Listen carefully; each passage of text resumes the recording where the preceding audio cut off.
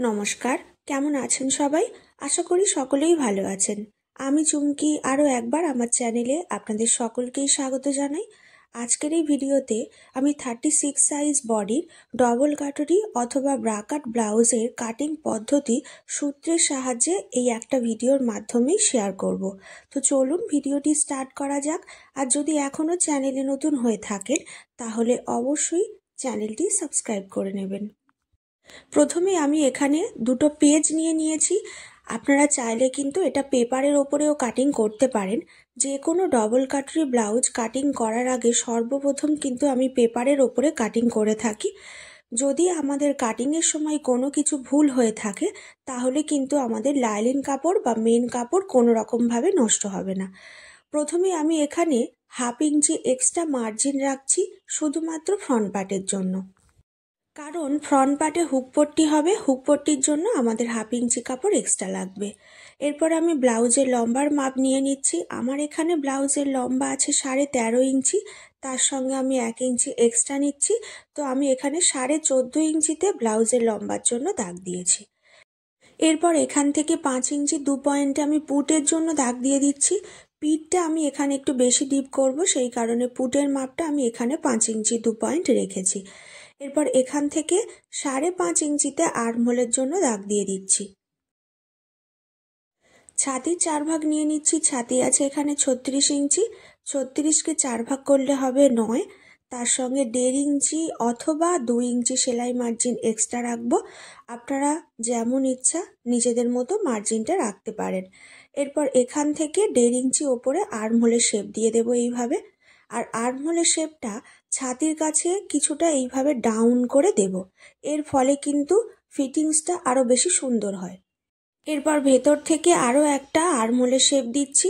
বাইরে থেকে যে শেপটা দিয়েছি এটা হচ্ছে ব্যাক পার্টের জন্য, আর ভেতরের দিক থেকে যে আর্মহোলের শেপটা দিয়েছি এটা হচ্ছে ফ্রন্ট পার্টের জন্য। কোমরে 4 ভাগ নিয়ে নিচ্ছি। কোমর আছে 34 ইঞ্চি, 34-এর 4 ভাগ হচ্ছে 8.5। তার সঙ্গে 1.5 ইঞ্চি সেলাই মার্জিন এক্সট্রা। আর ব্যাক পার্টের জন্য আমি টেকিং দেব, সেই কারণে এখান থেকে আরও 1 ইঞ্চি এক্সট্রা নিয়েছি। শুধুমাত্র কোমরের সাইড থেকেই কিন্তু আমি 1 ইঞ্চি ব্যাক পার্টের জন্য এক্সট্রা নিয়েছি। এরপরে 1 ইঞ্চি আর 1.5 ইঞ্চি মার্জিন এখান থেকে আমি আলাদা করে দাগ দিয়ে দিলাম। গলা চওড়ার মাপ এখান থেকে আমি রাখছি 2 ইঞ্চি 2 পয়েন্ট। আপনারা যদি চান এখান থেকে 1/2 ইঞ্চি কম বেশি নিতে পারেন। এরপর কাঁধের কাছে আমি এখানে 1/2 ইঞ্চি ডাউন করে নেব এইভাবে। এরপর আমি ফ্রন্ট পার্টে গলার লম্বার মাপ এখান থেকে নিয়ে নিচ্ছি 6.5 ইঞ্চি। এটাও চাইলে 1/2 ইঞ্চি কম বেশি নিয়ে নিতে পারেন। এখান থেকে চওড়াটা রাখছি 2.5 ইঞ্চি, উপরে আমি রেখেছিলাম 2 ইঞ্চি 2 পয়েন্ট। এরপর এই দুটো পয়েন্ট এইভাবে মিলিয়ে নেব আর গলার রাউন্ড শেপটা এখান থেকে দিয়ে দেব। এরপর নিতে হবে পয়েন্টের মাপ। তো পয়েন্টের মাপ যা থাকবে তার থেকে 1/2 ইঞ্চি এক্সট্রা নিতে হবে। আমার এখানে পয়েন্ট আছে 9 ইঞ্চি, তার সঙ্গে 1/2 ইঞ্চি এক্সট্রা নিয়ে 9.5 ইঞ্চিতে পয়েন্টের জন্য দাগ দিয়েছি। এরপর পয়েন্ট থেকে ঠিক 2 ইঞ্চি নিচে বেল্টের জন্য দাগ দিতে পারেন। তো আমি এখানে বেল্টের জন্য 3 ইঞ্চি রাখছি। নিচের দিক থেকে 3 ইঞ্চি ওপরে দাগ দিয়েছি। এই সাইডেও একই রকমভাবে 3 ইঞ্চি ওপরে দাগ দিয়ে এই দুটো দাগ প্রথমে এইভাবে মিলিয়ে নিয়েছি। হুক পট্টির দিকে বেল্টের মাপটা কিছুটা চওড়া থাকে, আপনারা কম বেশি সকলেই জানেন। তো সেই কারণে এখান থেকে 1/2 ইঞ্চি ওপরে আরও একটা এইভাবে শেপ দিয়ে দিয়েছি। এখান থেকেও হালকা 2 সুত ওপরে এইভাবে শেপটা দিচ্ছি, আপনারা চাইলে এটা স্কিপ করতে পারেন। এরপর আমি খাপের মাপ নেব। তো খাপের মাপ নেওয়ার জন্য কি করব, এইখান থেকে এই পর্যন্ত যে মাপটা আছে সেই মাপটা নিয়ে নেব। যতটুকু মাপ আসবে তাকে 3 ভাগ করব, 2 ভাগ নিয়ে নেব খাপের জন্য। তো আমার এখানে মাপ এসেছে 8.5 ইঞ্চি। এই 8.5 ইঞ্চিকে আমি প্রথমে 3 ভাগ করব, তার 1 ভাগ ছেড়ে দেব, 2 ভাগ খাপের জন্য নিয়ে নেব। 1 ভাগ ছেড়ে দিয়ে 2 ভাগ নিলে এখানে মোট মাপ আসছে 6.25 ইঞ্চি। তো আমি সেই মতো বেল্টের ওপর থেকে 6.25 ইঞ্চিতে দাগ দিচ্ছি। এরপর যেখানে 9.5 ইঞ্চিতে পয়েন্টে দাগ দিয়েছি এখানেও 6.25 ইঞ্চিতে দাগ দেব।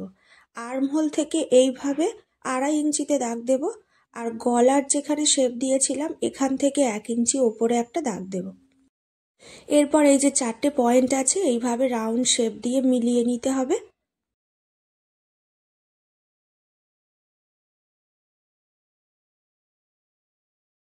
এরপর এই খাপটাকে আমি দুটো ভাগ করব।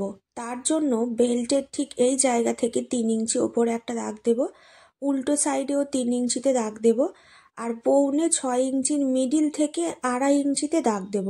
দুই সাইডে আমি যা দাগ দেব মিডিল থেকে তার 1/2 ইঞ্চি কম এইভাবে দাগ দিয়ে 3টে শেপ এইভাবে মিলিয়ে নেব। তো কাটুরিটাকে আমি দেখুন এখানে দুটো ভাগে ভাগ করে নিয়েছি। এরপর দুটো পেপারকে এখান থেকে আমি কাটিং করে বাদ দিয়ে দিচ্ছি। ব্যাক পার্টটাকে আমি এখান থেকে প্রথমে আলাদা করে নেব, আর ব্যাক পার্টে যে আমাদের 1/2 ইঞ্চি এখানে এক্সট্রা ছিল সেই 1/2 ইঞ্চিটা এখান থেকে আমি কেটে বাদ দিয়ে দেব।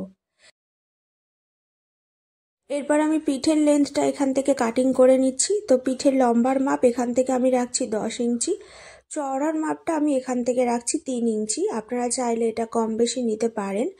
এরপর ওপরে যে প্রথমে 2 ইঞ্চি 2 পয়েন্টে দাগ দিয়েছিলাম ঠিক সেইখানে এই দাগটা এইভাবে মিলিয়ে নেব, আর পিঠের রাউন্ড শেপটা এইভাবে কাটিং করে নেব।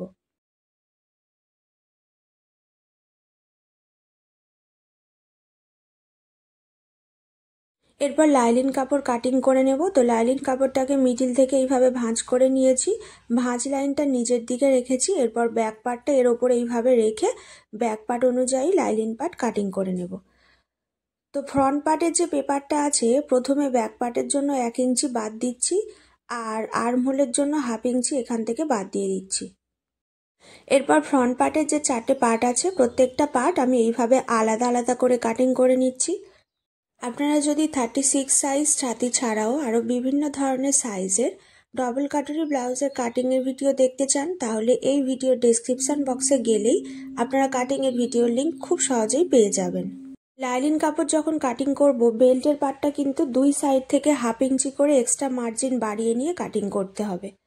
আর 3 নম্বরে যে পার্টটা আছে এই পার্টটা এই সাইড থেকে 1/2 ইঞ্চি করে বাড়িয়ে নিতে হবে, কারণ 1 নম্বর আর 2 নম্বর পার্টটা আমি এর সঙ্গে জয়েন্ট করব। এরপর প্রথমে আমি 1 নম্বর পার্টটাকে বাড়িয়ে নিচ্ছি। তো আরও একটা পেপারের ওপরে এইভাবে 1 নম্বর পার্টের যে মাপ আছে সেই মাপ বরাবর দাগ দিয়ে দিয়েছি। এরপর দুই সাইড থেকে প্রথমে 1 ইঞ্চি করে এইভাবে বাড়িয়ে নেব, নিচের সাইড থেকে 1 ইঞ্চি বাড়িয়ে নেব। এরপর এই যে 1 ইঞ্চি বাড়িয়ে নিয়েছি এইভাবে রাউন্ড শেপ দিয়ে পুরোটা 1 ইঞ্চি করে বাড়িয়ে নিতে হবে। তো নিচের সাইডে আমি বাড়িয়ে নিয়েছি। এরপর ওপরের দিকে এখানে 2 সুত করে বাড়িয়ে নেব, আর এই সাইডে 1/2 ইঞ্চি বাড়িয়ে নেব এইভাবে। এরপর এই 2 সুতটা এইভাবে 1 ইঞ্চিতে মেলাবো, আর 1/2 ইঞ্চিটা রাউন্ড শেপ দিয়ে 1 ইঞ্চিতে মেলাবো। 1 নম্বর পার্টটাকে যেমনভাবে বাড়িয়ে নিয়েছি 2 নম্বর পার্টটাকেও কিন্তু একই রকমভাবে বাড়িয়ে নিতে হবে, কারণ 1 নম্বর পার্টের সঙ্গে 2 নম্বর পার্ট জয়েন্ট করতে হবে। তো তার জন্য কি করতে হবে, 1 নম্বর পার্টের যে রাউন্ডের শেপটা আছে এইভাবে টেপটাকে ঘুরিয়ে নিয়ে রাউন্ডের শেপটা নিয়ে নিতে হবে। তো এখানে আমার পুরো রাউন্ডের মাপটা এসেছে 9 ইঞ্চি। আরও একটা পেপারে 9 ইঞ্চি লম্বা এইভাবে দাগ দেব। চওড়ার মাপটা আমি এখান থেকে নেব 4 ইঞ্চি, কারণ 2 নম্বর পার্ট কাটিং করার সময় দুই সাইডে আমি 3 ইঞ্চি চওড়া দাগ দিয়েছিলাম।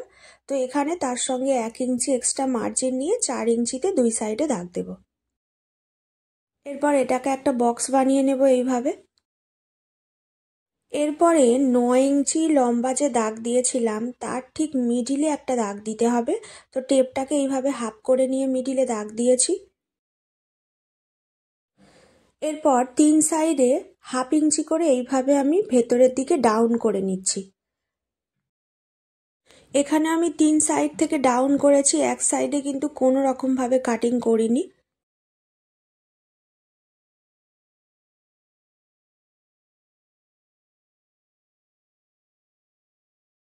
সেলাইয়ের সময় যখন আমরা এই দুটো পার্ট এইভাবে জয়েন্ট করব তখন কিন্তু আমাদের খাপটা আরো সুন্দরভাবে রেডি হয়ে যাবে।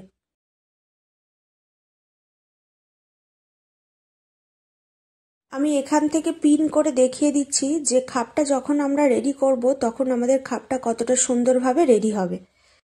2 নম্বর পার্টে কোমরের সাইড থেকে 1 ইঞ্চি টেকিং দিয়ে দিতে হবে। তো এইভাবে আমি প্রত্যেকটা পার্ট লাইনিং কাপড়ের ওপরে রেখে কাটিং করে নেব।